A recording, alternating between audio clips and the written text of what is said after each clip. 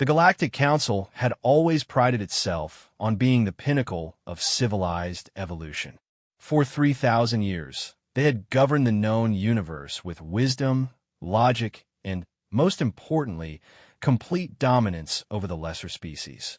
Their advanced technology, superior intellect, and refined culture had never been challenged by any primitive world. That was before they discovered Earth.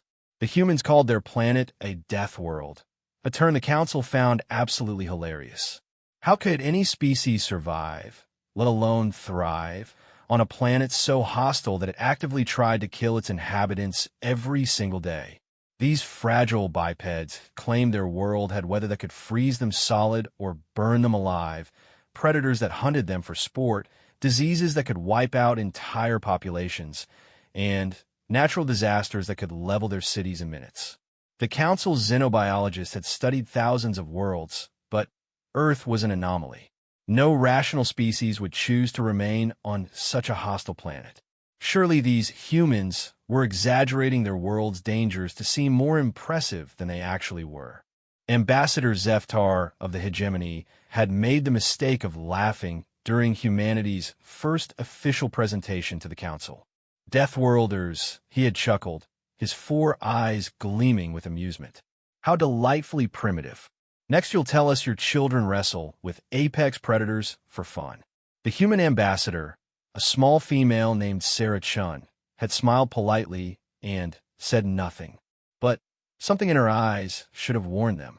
Something cold and patient and utterly alien to the civilized species of the galaxy. That was 6 months ago, before the screams started, before entire fleets went silent in the void, before the Council learned that some jokes should never be made and some species should never be underestimated. Because the humans weren't exaggerating about their death world. They were being modest. The first sign that something was terribly wrong came from the Outer Rim territories, where the hegemony's mining operations have been running smoothly for decades. Commander Velthak was reviewing the monthly production reports when his communications officer burst into his private chamber. All 4 of his species' traditional composure protocols forgotten. "Sir," the young officer gasped, his chitinous shell clicking with anxiety. "We've lost contact with Mining Station Gamma 7. Complete communications blackout as of 1400 hours." Velthak set down his data tablet with deliberate calm. In his 40 years of service, mining stations occasionally went dark due to equipment failures or solar interference. "Have you attempted standard restoration protocols?" "Yes, sir. We've tried everything. Emergency beacons, quantum entanglement communicators, even old-fashioned radio waves. Nothing. It's like the entire station just vanished." The commander's mandibles twitched with mild irritation. The hegemony prided itself on technological superiority, and equipment failures were embarrassing. "Dispatch a reconnaissance team. Priority 2 classification." What they found 3 days later would haunt the galactic community for generations. Mining Station Gamma 7 was still there, orbiting the gas giant Kethvar exactly as it should. The massive processing facility showed no signs of external damage, no evidence of meteor strikes or equipment explosions. All the lights were on, the rotation was normal, and every system appeared to be functioning perfectly, except for the crew. Lieutenant Casvan, leading the reconnaissance team, had seen combat in the Outer System Wars. He had witnessed the aftermath of plasma bombardments and watched entire colonies evacuated due to plague outbreaks. Nothing had prepared him for what they found aboard Gamma 7. The first body they discovered was Chief Engineer Polmath, found in the main corridor. The veteran engineer was curled in a fetal position, all 6 of his limbs wrapped around his torso. His normally blue-green skin had turned a sickly gray, and his eyes were wide open, frozen in an expression of absolute terror. "Medical analysis," Casvan ordered, fighting to keep his voice steady. The team's medic, a female of the same species, ran her scanner over the corpse. Her tentacles trembled as she read the results. "Sir, this makes no sense. There's no evidence of violence, no toxic substances, no radiation exposure. All biological functions simply stopped. They found the rest of the crew throughout the station. 37 beings from 6 different species, all dead, all bearing the same expression of overwhelming fear. Some had clawed at the walls until their appendages bled. Others had torn out their own sensory organs.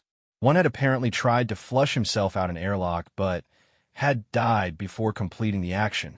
The security recordings were even more disturbing. The timestamp showed the incident had begun at 13:47 hours during a routine shift change. The miners were going about their normal duties when something appeared on the station's external sensors. The duty officer had enhanced the image, zoomed in, and then immediately began screaming. Within minutes, the screaming had spread throughout the station like a contagion. Beings who had never even seen whatever was on the sensors began collapsing in terror. The recording showed crew members running through corridors, some trying to hide, others attempting to send distress signals with hands that shook so violently they couldn't operate their equipment. By 1400 hours, the station was silent. What did they see? Casvin whispered, staring at the blank screen where the external sensor feed should have been. The communications officer who had been monitoring the sensors was found dead at his post, his hands burned from apparently trying to tear the console apart with his bare appendages. The sensor logs had been completely wiped, but not by any standard deletion protocol. It looked like someone had taken a plasma cutter to the memory cores. The only clue was a single entry in the communications log, transmitted in the final moments before the station went dark. 3 words in Galactic Standard, sent by the dying communications officer. They are coming. Commander Velthak had seen the preliminary reports, but experiencing the full briefing in person was something entirely different. As Lieutenant Casvan finished his presentation, the command chamber fell into stunned silence. "You're telling me," the commander said slowly, "that an entire mining station crew died of fear, without any external threat, weapon discharge, or hostile contact?" "Yes, sir." The medical examiner confirmed it. All 37 crew members died from what can only be described as shock-induced organ failure. Their hearts simply stopped beating from overwhelming terror. Velthak's primary advisor, an elderly female named Kathran, leaned forward. Her species was known for their logical approach to problem-solving, and her confusion was evident. But what could possibly inspire such fear in a multi-species crew? These weren't civilians. They were trained military personnel and experienced miners. "Unknown, ma'am. But there's something else." Casvin activated a holographic display showing the station's final transmission logs. In the hours before the incident, they had been tracking an unidentified object approaching from the direction of the Sol system. The command chamber fell silent again. Everyone knew about Sol system and its infamous Deathworld. The human homeworld had become something of a curiosity since first contact 6 months ago. Most species found the idea of surviving on such a hostile planet fascinating in an academic sense, like studying how certain microorganisms could exist in volcanic vents. "Are you suggesting," Commander Velthak said carefully, "that humans were responsible for this incident?" "I'm not suggesting anything, sir. I'm simply reporting the facts. The object was traveling at speeds consistent with human propulsion technology, and it was definitely heading in this direction from Earth space." Kathran pulled up the official files on humanity. The species profile made for interesting reading if one was inclined toward xenobiological studies. Humans were remarkably adaptive, surprisingly resilient, and demonstrated an unusual tolerance for environmental hazards that would kill most civilized species. They had also shown a peculiar aptitude for what they called warfare, though the Galactic Council had initially dismissed this as primitive tribalism. "Perhaps," she mused, "we should contact the human delegation. If one of their vessels was in the area, they might have information about what occurred." Commander Veltok nodded slowly. The humans had established an embassy on the council world of Nexus Prime following their admission to Galactic Society. Their ambassador was the small female who had attended the infamous council session where Ambassador Zeftar had made his unfortunate comments about Deathworlders. The transmission to Nexus Prime took several hours due to the distance involved. When the connection was finally established, Ambassador Sarah Chun appeared on the main screen. She looked exactly as she had during the council session, small, apparently fragile, with dark hair and those unusually expressive eyes that seemed to see everything. "Commander Velthak," she said with a polite smile, "how can humanity assist the hegemony today?" "Ambassador Chun, we're investigating an incident at one of our mining facilities. Our sensor logs indicate a human vessel was in the area around the time of the incident. We were hoping you might have information that could help our investigation." Something flickered across the human's face, too quick for the commander to identify, but definitely there. "I see. What kind of incident?" "Complete loss of station personnel.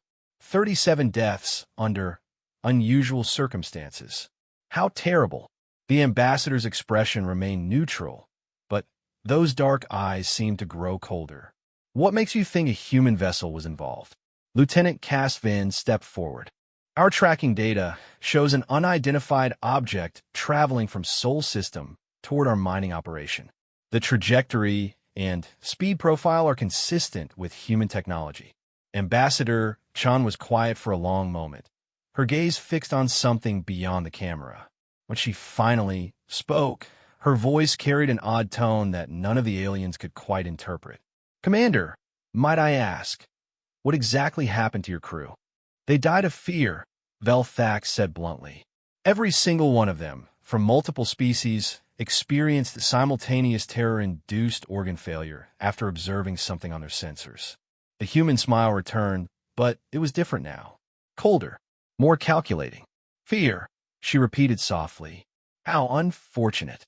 "Ambassador, if a human vessel was present during this incident, we need to know what they observed. Any information could be crucial to preventing similar tragedies." "Of course, Commander. I'll make inquiries with our Deep Space Exploration Division." She paused, tilting her head slightly. "Tell me, has the hegemony made any progress on the colony expansion into the Kethvar system?" The question seemed unrelated, but Velthak answered anyway. "Our surveys indicate several worlds suitable for standard colonization protocols." "Why do you ask?" "Just curious. Earth has always been interested in how other species approach planetary development. We have such different perspectives on what makes a world habitable."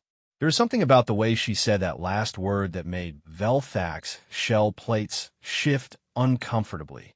"Yes, well, the hegemony has 3 millennia of experience in transforming primitive worlds into productive colonies." "I'm sure you do." Ambassador Chen's smile widened slightly. "I'll be in touch with any information we discover about our vessel's activities in your territory. In the meantime, Commander, you might want to consider increasing security around your Outer Rim operations." "Why? Do you have reason to believe there's a threat to our facilities?" "Let's just say that space can be a very dangerous place for those who aren't prepared for what's out there." The human leaned forward slightly, and, for a moment, her small frame seemed somehow larger, more threatening. Especially for species who have spent so long in civilized space that they've forgotten what real danger looks like. The transmission ended, leaving the hegemony officers staring at a blank screen. "Did that seem like a threat to you?" Lieutenant Casvan asked quietly. Commander Velthak was studying the empty screen with growing unease. "I think," he said slowly, "that we may have severely underestimated our new galactic neighbors." Outside the command chamber's viewport, the stars looked different somehow. Less welcoming, more hostile, and somewhere in the darkness between them, something was moving. 3 days later, Mining Station Delta 12 went silent. The pattern was identical, complete communications blackout during a routine shift. When a rescue team arrived, they found another crew dead from terror, another set of wiped sensor logs, and another cryptic final transmission. "The hunters have found US." By the end of the week, 5 more facilities had gone dark across the Outer Rim. Each time, the same inexplicable deaths, the same wiped records, the same evidence of unidentified vessels approaching from human space. The Galactic Council was no longer laughing about Deathworlders. They were beginning to realize that the joke had been on them all along. Admiral Kreshta had commanded the hegemony's Third Fleet for over 2 decades. She had fought pirates, quelled rebellions, and enforced the peace across a dozen star systems. When the reports of missing mining stations reached Fleet Command, she was the obvious choice to investigate. What she found changed everything the galactic community thought they knew about humanity. The Third Fleet's flagship, Righteous Purpose, dropped out of hyperspace at the edge of the Kethvar system with all the confidence of superior technology and overwhelming firepower.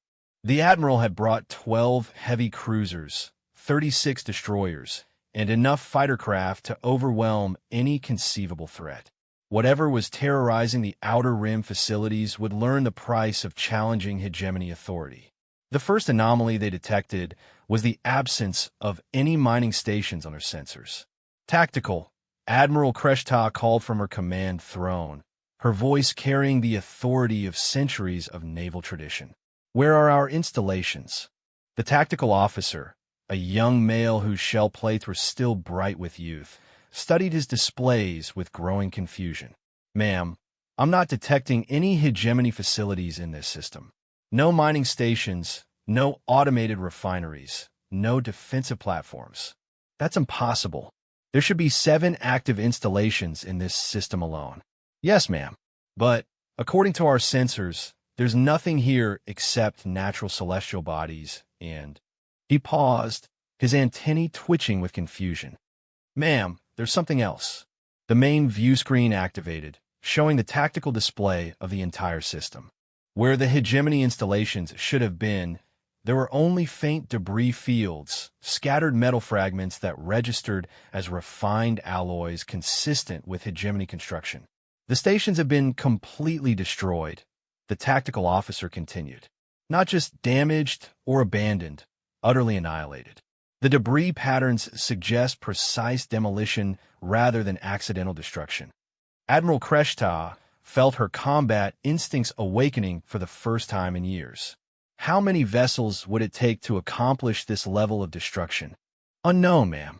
The debris fields are too scattered to determine the method of attack. But to eliminate 7 hardened installations without leaving any significant wreckage." He paused to run calculations. "It would require either a massive fleet or weapons technology significantly more advanced than our own." The communications officer suddenly straightened at her station. "Admiral, I'm receiving a transmission on an open frequency. It's coming from everywhere."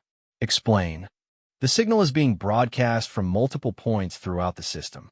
At least 20 different sources, all transmitting the same message simultaneously." "Put it through." The bridge speakers crackled to life with a sound that made every crew member's combat reflexes activate immediately. It was clearly a human voice, but unlike any they had heard before. Where Ambassador Chen's voice had been polite and diplomatic, this voice carried the weight of something ancient and merciless. "Attention, hegemony vessels. You are trespassing in claimed territory. You have 30 standard minutes to withdraw from this system or face the consequences." The transmission ended, leaving the bridge in stunned silence. Admiral Kreshta had spent her entire career dealing with pirates and rebels who made threats they couldn't back up. This felt different. There was no bluster, no empty posturing, just a simple statement of fact delivered with absolute confidence. "Communications, send a response on all frequencies. This is Admiral Kreshta of the Third Fleet. This system is sovereign hegemony territory under galactic law. Any hostile action against hegemony forces will be considered an act of war." The reply came immediately, and it chilled the Admiral's ichor. "Admiral, you are welcome to consider it anything you like. You have 29 minutes. "Sir," the tactical officer called urgently. "I'm detecting movement throughout the system. Multiple contacts, but they're not showing up properly on our sensors." "What do you mean?" "The contacts appear and disappear at random intervals. Sometimes our sensors detect engine signatures, sometimes gravitational distortions, sometimes nothing at all. It's like they're there, but not there." Admiral Kreshta had heard rumors about human stealth technology during the intelligence briefings. Supposedly, their military vessels could somehow avoid detection by conventional sensors. She had dismissed it as primitive cloaking systems that any competent fleet could overcome. She was about to learn how wrong she had been. All ships, defensive formation Alpha 7. Bring weapon systems online and prepare for contact with hostile forces. The Third Fleet moved with the precision of years of training, forming a protective sphere around the flagship, while fighter squadrons deployed in overlapping patrol patterns. 12 heavy cruisers bristling with plasma cannons and missile batteries. 36 destroyers equipped with the latest sensor arrays and point defense systems. 144 of the most advanced fighter craft in the galaxy. Against an enemy they couldn't even see. "Admiral," the communications officer said quietly, "we're receiving another transmission. Audio only from a single source directly ahead." "Put it through." This time the voice was different, younger, with what the human linguistics specialists had identified as an accent from one of Earth's northern continents. But the tone was just as implacable. "Third Fleet, this is Captain Morrison of the Human Colonial Marines. You've been warned to withdraw. Since you've chosen to ignore that warning, let me explain what's about to happen to you." The Admiral activated her own transmitter. "Captain Morrison, you are addressing a superior officer of the Hegemony Navy. Stand down immediately or face the consequences." The human's laughter was like ice cracking in a frozen wasteland. "Ma'am, with all due respect, I've studied your fleet composition, your tactical doctrine, and your weapon specifications. You brought a knife to a gunfight. You faced the Third Fleet of the Hegemony Navy, over 50 capital ships, and nearly 200 fighter craft. What could you possibly have that would threaten such a force? Admiral, let me tell you something about humans that your intelligence reports probably left out. We don't fight fair. We don't follow your rules of civilized warfare. And we definitely don't give third warnings." The transmission cut off. For 15 seconds, nothing happened. The Third Fleet maintained formation, weapons charged, sensors sweeping space for any sign of the human forces. Admiral Kreshta was beginning to think the enemy was bluffing when her tactical officer screamed, "Contact! Massive contact bearing 27 Mark IV. It's right on top of us." The view screen shifted to show what appeared to be empty space. Then, the space began to ripple, like water disturbed by movement beneath the surface. The ripples grew larger, more defined, until suddenly a ship materialized out of nothing. It was like no vessel anyone in the fleet had ever seen. Where hegemony ships were elegant, graceful constructions that spoke of advanced civilization, this thing looked like it had been built for one purpose only: killing other ships. The hull was matte black, absorbing light rather than reflecting it. Irregular protrusions suggested weapon emplacements hidden beneath armor plating. Strange geometric patterns covered the surface, making it difficult to focus on the ship's exact dimensions. "That can't be possible," the tactical officer whispered. "Nothing that large could hide from our sensors." As if in answer to his statement, space around the Third Fleet began to ripple in dozens of locations. Ships appeared like nightmares materializing from dark dreams. Not the massive dreadnoughts that hegemony doctrine would have expected, but smaller, faster vessels that looked like predators emerging from ambush. 23 contacts, the tactical officer reported, his voice cracking with stress. "No, wait, 37. They keep appearing and disappearing. I can't get a solid count." Admiral Kreshta felt the first stirrings of real fear. In all her years of command, she had never faced an enemy that could achieve such complete tactical surprise. "All ships, open fire. Target the largest vessel." The Third Fleet unleashed its fury in a display of coordinated firepower that had crushed rebellions and scattered pirate fleets. Plasma beams lanced across space, missiles streaked toward their targets, and particle cannons fired in synchronized volleys that could have cracked a moon. The human ships responded by doing something impossible.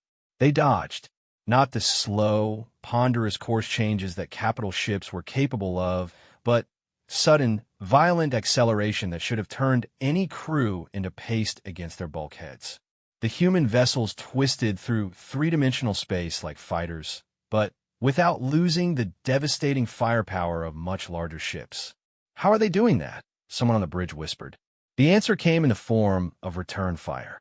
The humans didn't use energy weapons or conventional missiles. Instead, they fired what appeared to be solid projectiles that moved so fast they were barely visible on the sensors. When these projectiles struck hegemony vessels, they didn't explode. They simply punched straight through the hull and out the other side, leaving perfectly round holes that vented atmosphere and crew into space. The destroyer Vigilant was the first to die. A single human projectile entered through the bow, traveled the entire length of the ship, and exited through the engine compartment. The destroyer began spinning out of control as secondary explosions tore through its hull. "Impossible, Admiral Cresta-Breted. Our armor plating can withstand direct hits from plasma cannons." The tactical officer was frantically trying to analyze the enemy weapons. "Ma'am, the projectiles appear to be simple metallic slugs, but they're traveling at approximately 12% of light speed. At that velocity, they carry more kinetic energy than a fusion warhead." 3 more destroyers died in the next 30 seconds. The human ships moved through the hegemony formation like predators through a herd, striking with surgical precision before disappearing back into whatever impossible stealth technology protected them. "All fighters, engage the enemy vessels," the admiral ordered. "Use your speed advantage to get inside their defensive perimeter." 144 of the galaxy's most advanced fighter craft screamed toward the human ships in attack formation.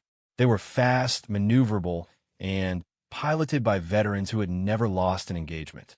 They lasted exactly 18 seconds. The human ships opened fire with what appeared to be rapid-firing versions of their main weapons. Thousands of tiny projectiles filled space between the opposing forces. The hegemony fighters flew straight into a wall of metal moving at relativistic speeds. Most simply disintegrated on contact. A few managed to change course, but the human tracking systems followed every evasive maneuver with impossible precision. Admiral Kreshtal watched 144 experienced pilots die in less time than it took to give the order. "Fleet Command, this is Admiral Kreshtal," she transmitted on the emergency frequency. "The Third Fleet is under attack by unknown human forces. We are sustaining heavy casualties and require immediate reinforcement." The reply came from Fleet Admiral Zorth AK himself, transmitted from the sector capital. "Admiral, what is your tactical assessment?" Kreshtal looked at her tactical display, which showed half her fleet either destroyed or critically damaged. The human ships continued to appear and disappear, striking at will while remaining almost impossible to target effectively. "Sir, we are facing technology far in advance of our own capabilities. Recommend immediate withdrawal and reassessment of human threat level." "Negative, Admiral. The hegemony does not retreat from primitive Deathworlders. Prosecute the engagement until the enemy is destroyed." "Fleet Admiral, I don't think you understand." The transmission was cut short as the flagship took a direct hit. The human projectile punched through the command deck's armored viewport, missing the Admiral's position by mere meters before exiting through the opposite bulkhead. Emergency barriers slammed shut, but the damage was done. The ship's command center was compromised. "That was a warning shot." Captain Morrison's voice came over the emergency frequency. "Admiral, your fleet is outclassed, outgunned, and outmaneuvered.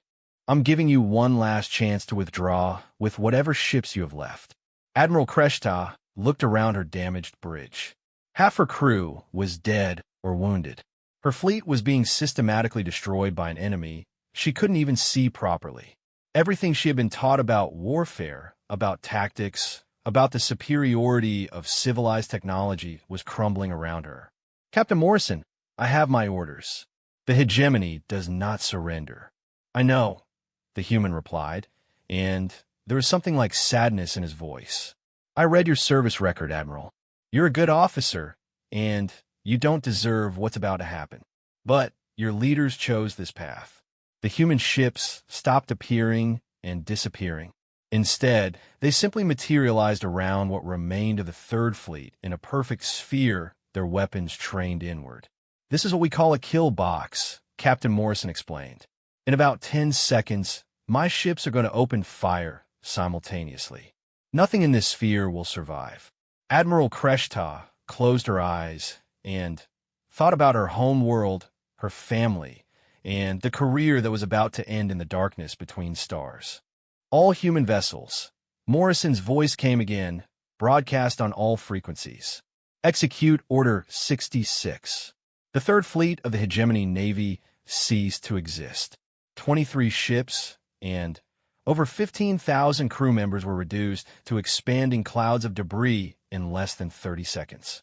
The human weapons fired with mechanical precision, each shot calculated to cause maximum destruction with minimum waste of ammunition. When it was over, space was silent except for the emergency beacons of a few escape pods. Captain Morrison's ship materialized near the largest pod, which contained Admiral Kreshta and 3 surviving crew members. The human's voice came over their emergency radio, calm and professional. Admiral, you'll find your life support will last approximately 6 hours. That should be enough time for a Hegemony rescue ship to reach you, provided you activate your beacon immediately. Why are you letting us live? She asked. Because dead messengers can't deliver warnings. When you get home, I want you to tell your leaders something for me. What message? Tell them that humanity tried to be civilized. We sent diplomats. We followed your protocols. We attempted to integrate into galactic society peacefully. But some of your people decided to treat us like primitive curiosities instead of equals. The Admiral could hear the anger building in the human's voice, cold and controlled, but absolutely implacable. Tell them that Earth remembers every insult, every dismissive comment, every condescending gesture your people made during our first contact. And tell them that they're about to learn what happens when you mock a species that evolved on a death world. The human ship began to fade back into invisibility. Captain Morrison, Admiral Kreshta called desperately. What do you want? Reparations? Territory? We can negotiate, Admiral. The human's voice was already distant, as if he was speaking from across a vast gulf. We don't want to negotiate. We want you to understand that there are consequences for your actions. The galaxy is about to learn what humans do to those who threaten our species. The final transmission was barely audible. The hunt is just beginning. 6 hours later, a Hegemony rescue ship found Admiral Kreshta's pod floating alone in space. The debris field that had once been the Third Fleet stretched for thousands of kilometers in every direction, a testament to the thoroughness of human military doctrine. The Admiral's after-action report would be classified at the highest levels, shared only with the Council leadership and senior fleet commanders. But word would spread anyway, as it always did. Within days, every species in the galaxy would hear whispered rumors of the Death World species that could make entire fleets disappear. Some would dismiss it as propaganda. Others would begin to wonder if they had made a terrible mistake in underestimating humanity. But deep in the outer rim territories, in the darkness between stars where civilized species never ventured, the human ships were gathering. Ships that could hide from any sensor, strike without warning, and disappear before retaliation was possible. The Colonial Marines had spent 6 months studying galactic military doctrine, analyzing fleet compositions, and identifying strategic targets throughout hegemony space. They had learned the locations of every major installation, the patrol schedules of every fleet, and the defensive capabilities of every species. Now the lesson was about to begin, and it would be taught in the universal language that Deathworlders understood best: violence. The emergency session of the Galactic Council convened within hours of Admiral Kreshta's rescue. Representatives from 37 species gathered in the Great Chamber on Nexus Prime, their various forms of communication creating a cacophony of clicks, whistles, harmonics, and electronic pulses that the universal translators struggled to process. High Chancellor Vorthicay, the ancient leader of the council, called for order with a gesture from his four primary manipulator appendages. The chamber fell silent as beings who had governed the galaxy for 3 millennia struggled to comprehend the reports they were receiving. Honored delegates. The Chancellor began, his bioluminescent patches pulsing with the formal cadences of high office. We face an unprecedented situation. Admiral Kreshta will now present her tactical assessment of the incident in the Kethvar system. The Admiral's image appeared on the central display, her normally proud bearing diminished by the trauma of watching her fleet destroyed. The medical technicians had repaired her physical injuries, but nothing could heal what the experience had done to her understanding of warfare. Honored Council, she began, her voice carrying the weight of terrible knowledge. I am compelled to report that human military capabilities have been severely underestimated. The destruction of the Third Fleet was not the result of superior numbers or advanced technology that we might eventually counter. It was the result of a fundamental misunderstanding of what these beings are capable of. Murmurs rippled through the chamber. The Third Fleet had been one of the hegemony's premier naval formations, equipped with the latest weapons and staffed by experienced veterans. Its loss was not just a military disaster. It was an unthinkable blow to galactic order. Ambassador Zeftar, whose initial mockery of humanity had started the current crisis, leaned forward in his delegation's seating area. Admiral, surely you're not suggesting that a species that has been spacefaring for less than a century somehow overpowered one of our most advanced fleets? The Admiral's response was delivered with the quiet certainty of someone who had seen the impossible made real. Ambassador, I'm telling you that everything we thought we knew about human capabilities was wrong. Their ships can become completely invisible to our sensors. Their weapons can punch through our heaviest armor like it was paper. And their tactics... She paused, struggling to find words for what she had witnessed. They don't fight like any civilized species. They fight like predators. High Chancellor Vorthicay's patches dimmed to a more sober hue. Admiral, please provide specific details about human military technology. Their ships appear to use some form of adaptive camouflage that renders them undetectable to standard sensor arrays. Not cloaking technology, as we understand it, but something that seems to bend space around the vessel. They can appear and disappear at will, striking from multiple vectors simultaneously. She activated a tactical display showing the recorded data from the engagement. Their weapons systems utilize kinetic projectiles fired at approximately 12% of light speed. At those velocities, simple metal slugs carry enough energy to penetrate any known armor. They also demonstrate impossible maneuverability for vessels of their size, suggesting either artificial gravity technology far beyond our capabilities or crew members capable of surviving acceleration forces that would kill any known species. The chamber erupted in concerned chatter as delegates processed the implications.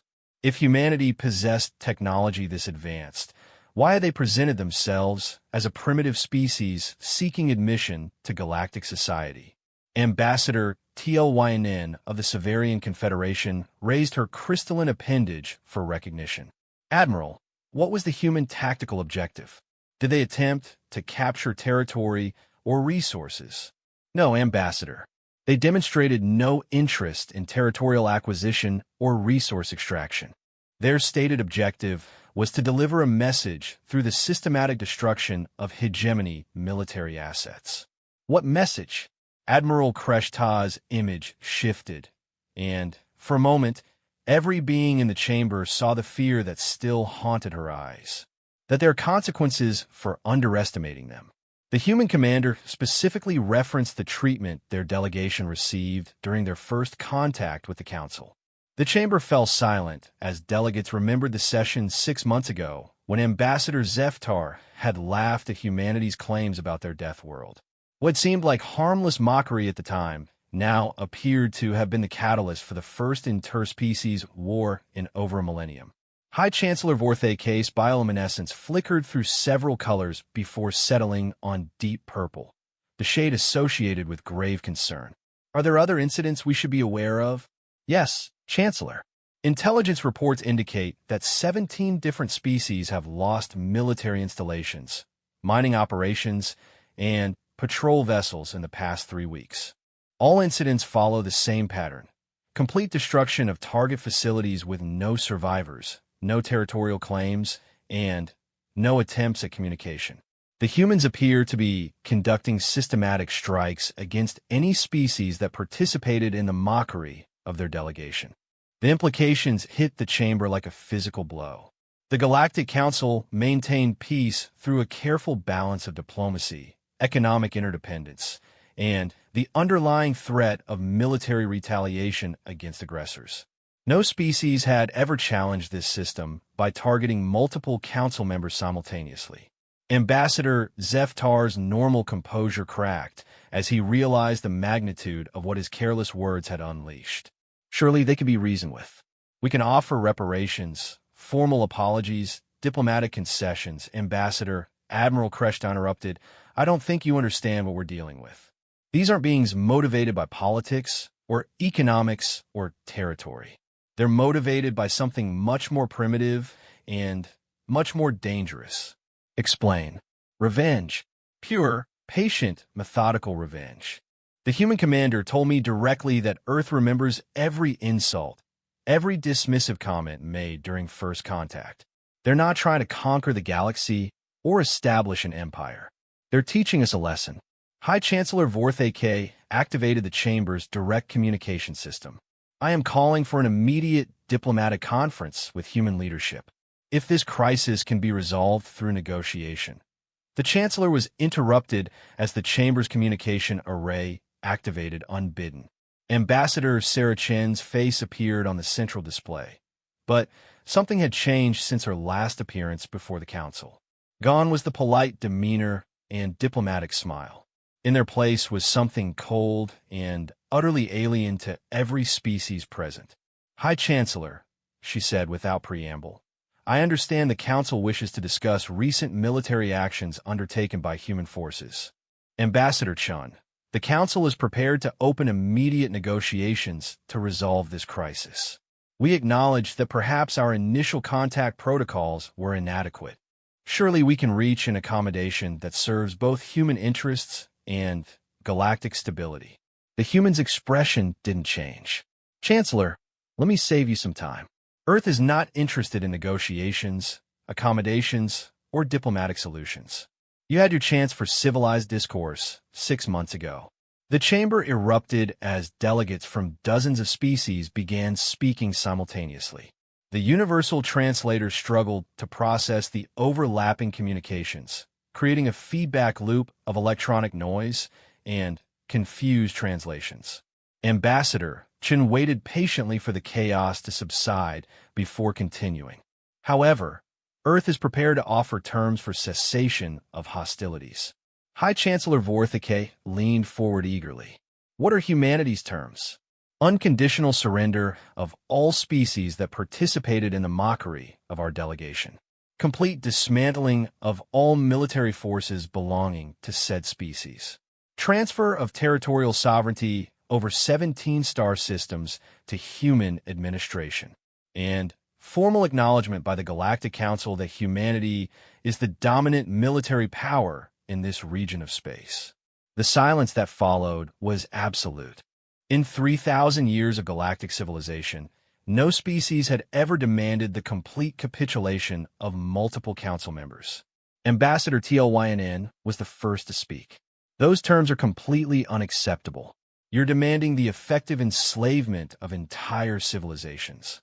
I'm offering you the opportunity to surrender with some dignity intact, Chen replied.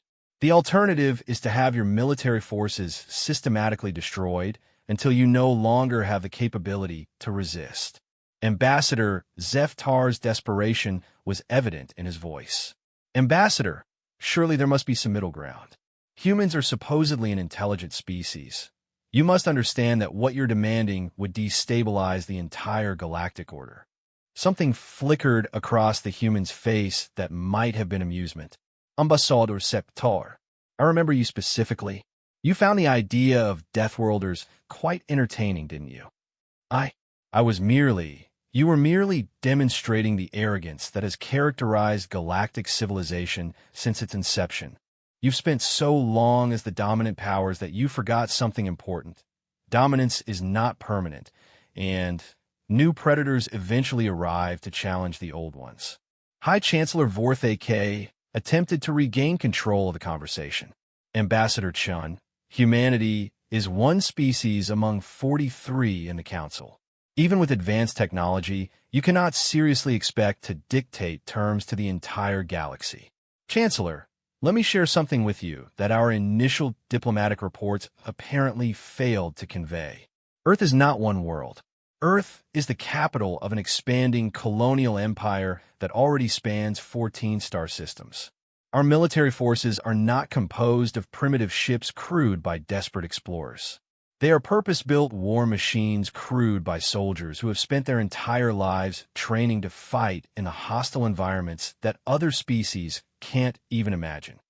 The display behind Chun shifted to show star charts marked with human colonial territories.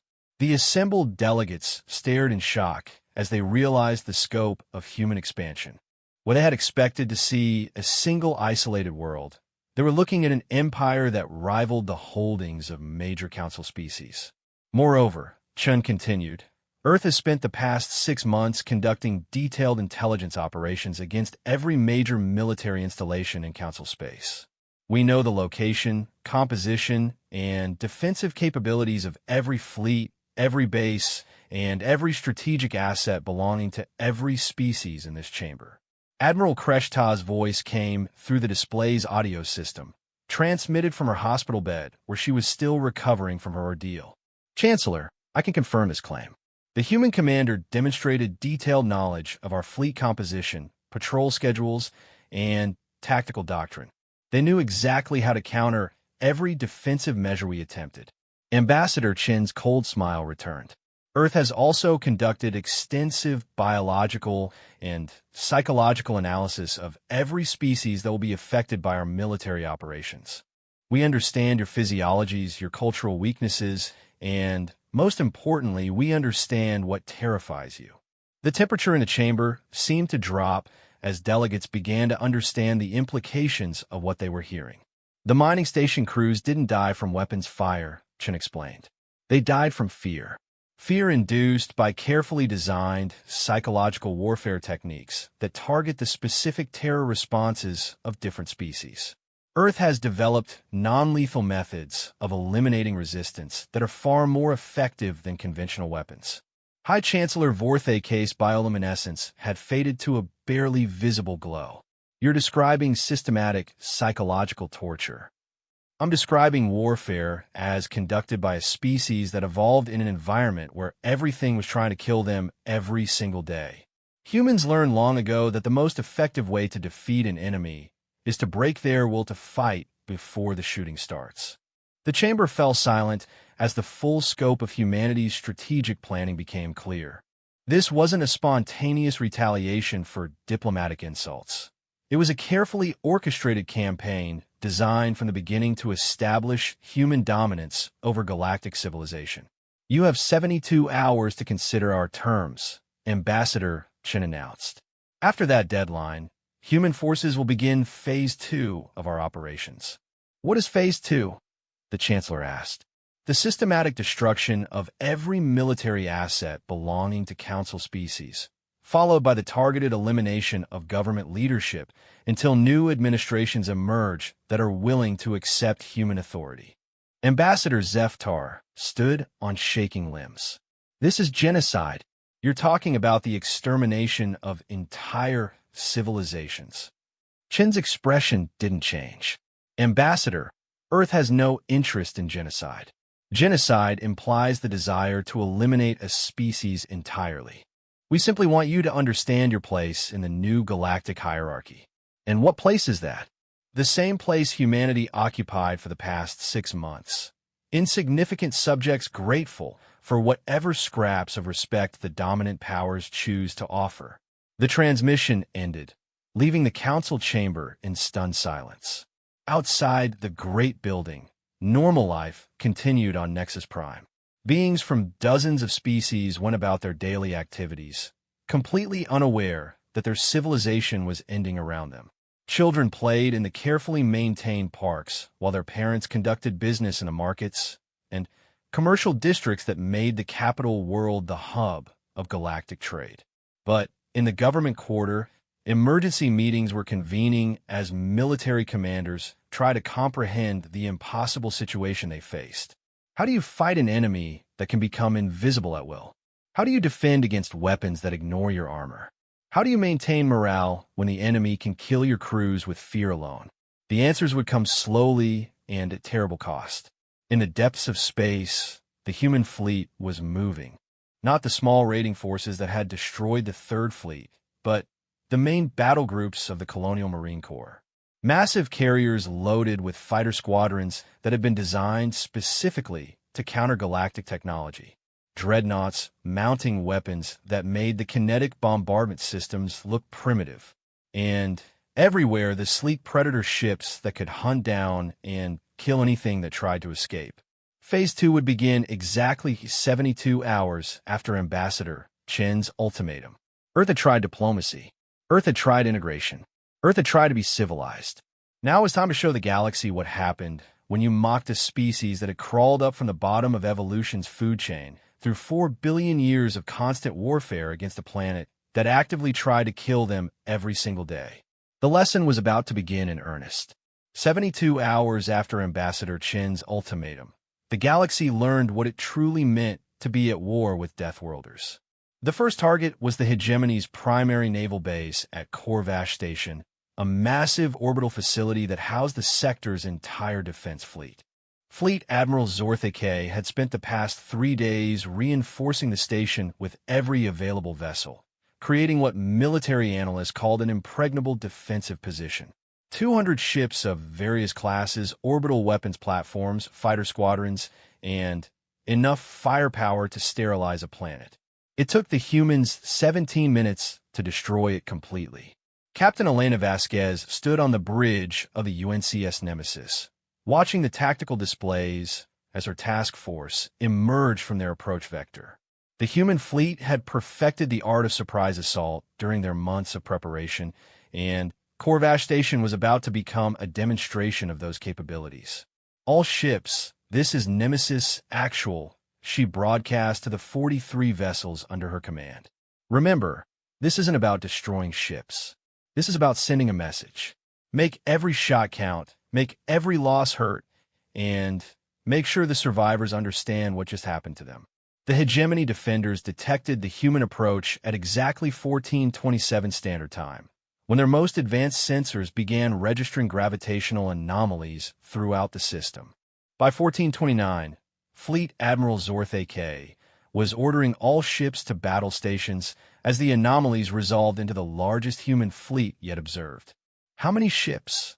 He demanded from his flag bridge aboard the dreadnought Unconquerable. Sir, we're reading 43 major vessels, but the sensor operator paused, his voice uncertain. The mass readings don't match standard vessel classifications. Some of these contacts show mass readings equivalent to our largest dreadnoughts, but they're maneuvering like destroyers. Fleet Admiral Zorthe K studied the tactical display with growing unease. The human fleet was approaching in a formation unlike anything in standard tactical doctrine, not the careful geometric patterns that civilized warfare demanded, but something organic and predatory that seemed to flow around potential threats like water around stones. Open communications.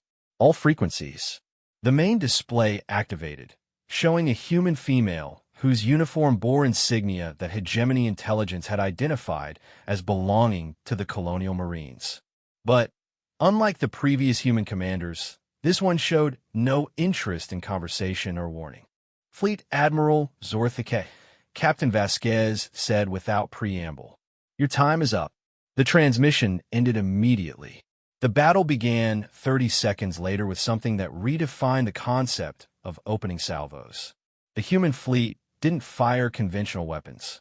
Instead, every ship launched what appeared to be metallic projectiles roughly the size of fighter craft.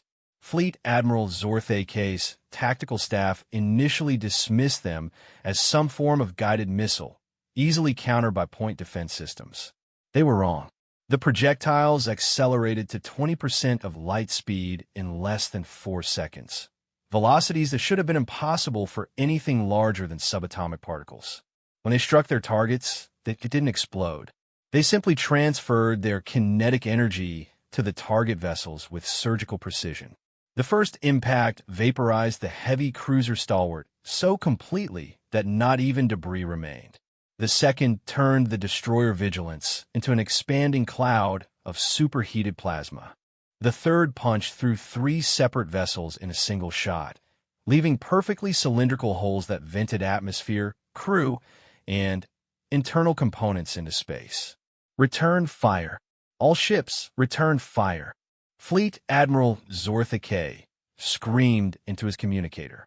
The hegemony fleet responded with everything they had: plasma cannons, particle beams, fusion missiles, and exotic weapons that bent space-time itself. The combined firepower was enough to crack continents and boil oceans. The human ships simply weren't there when the weapons arrived. They're not using stealth technology, the tactical officer reported with growing panic. They're predicting our firing solutions and moving before we pull the triggers. It's like they know what we're going to do before we do it. Captain Vasquez's voice cut across all frequencies again. Admiral, let me explain what's happening to you. Every ship in my task force is equipped with quantum processing cores that can calculate probable firing solutions faster than your crews can think. We know where you're going to shoot before your gunners finish aiming. As if to demonstrate, 3 more hegemony vessels died in rapid succession, each one destroyed by projectiles that struck exactly where the ships had tried to maneuver for defensive positions. But that's not the lesson I'm here to teach, Vasquez continued. Observe.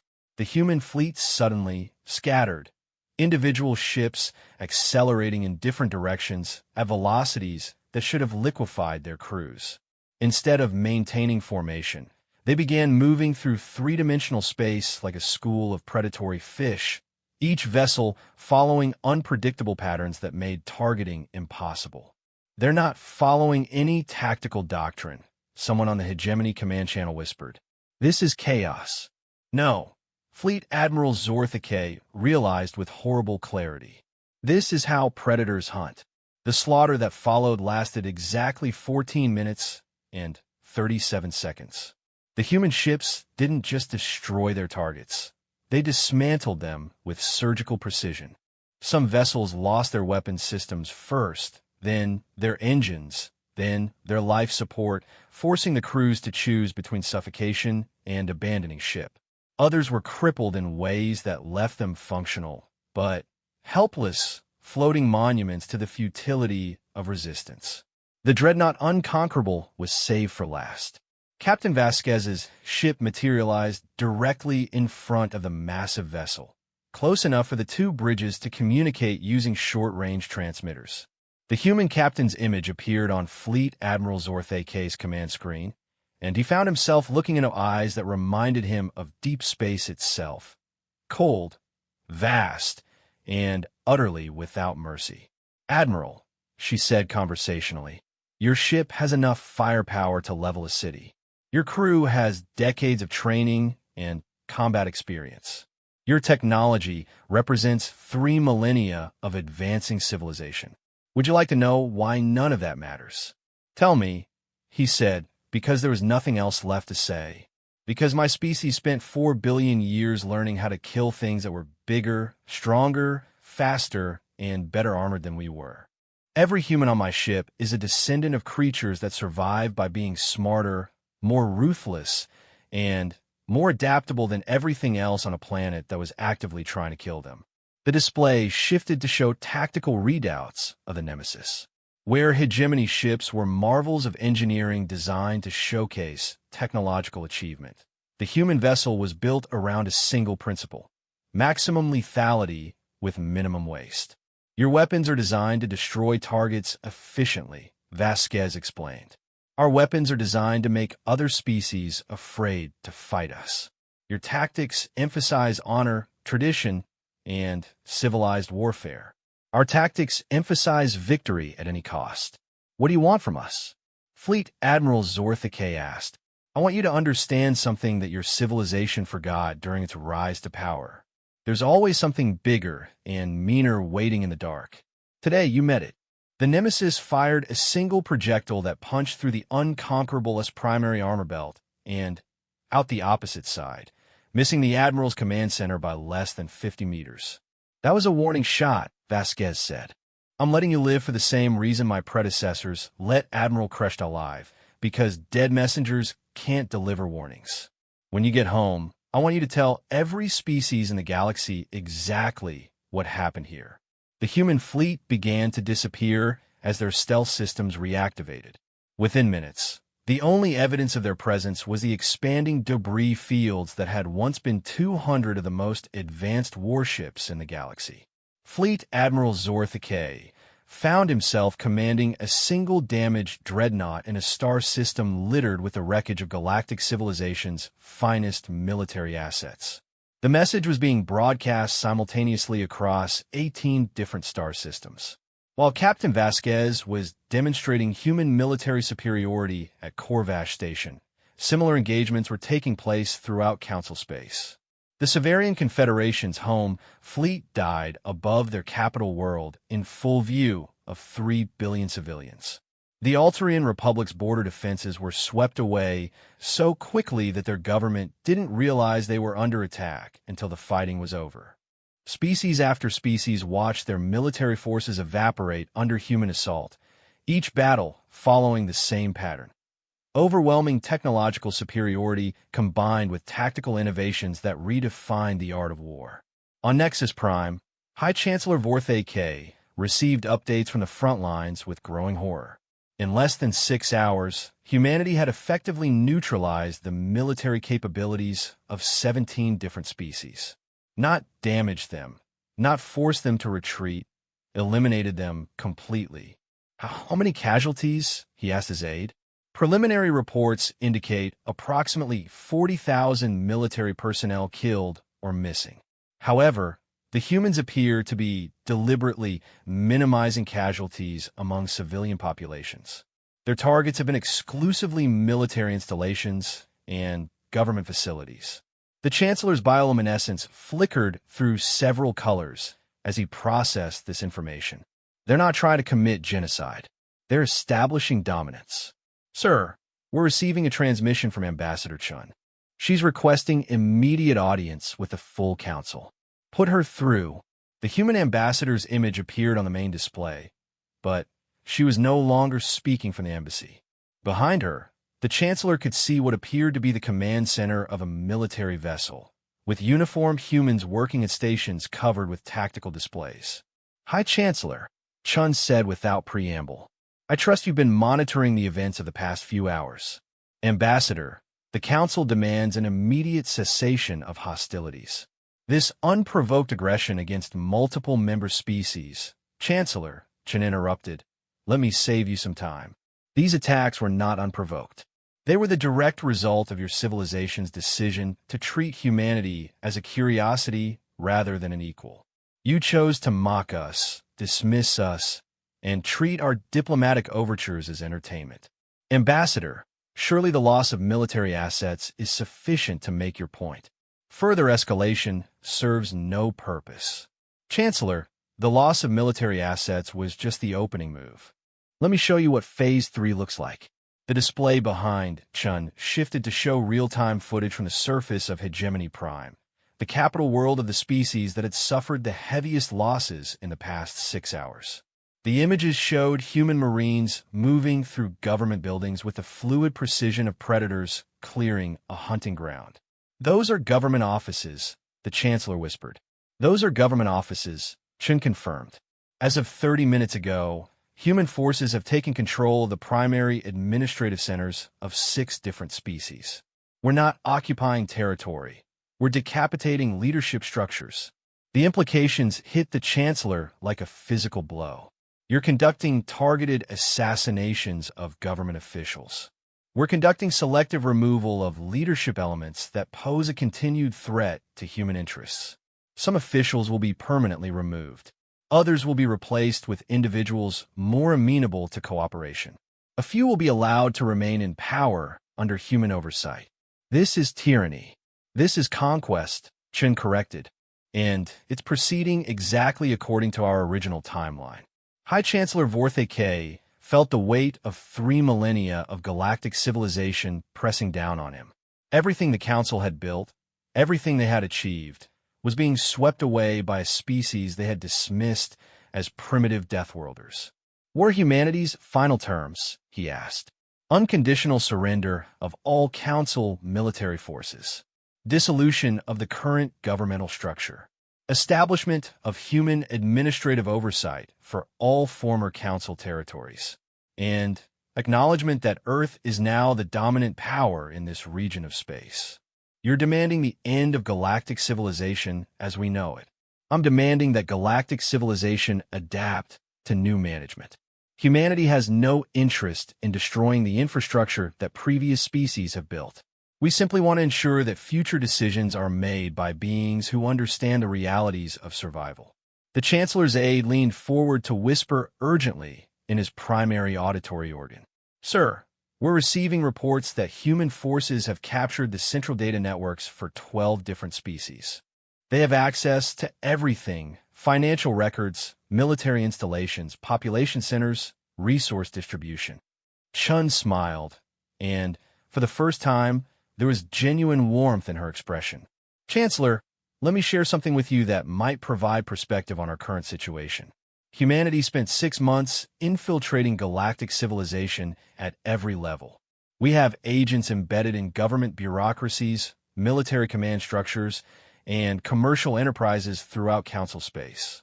We know where every important person lives, where every critical facility is located, and how every major system operates. You've been planning this conquest since first contact. We've been planning for every contingency since first contact. Conquest was simply the most likely outcome given the evidence of galactic attitudes towards species that don't fit standard civilization parameters. The display shifted again, showing star charts marked with human fleet positions throughout known space. The scope of the operation was staggering. Humanity had deployed forces to every major population center and strategic facility in the galaxy simultaneously. Chancellor, Earth tried diplomacy first. We sent ambassadors, followed your protocols, and attempted to integrate peacefully into galactic society. Your people chose to treat us like primitive curiosities instead of equals.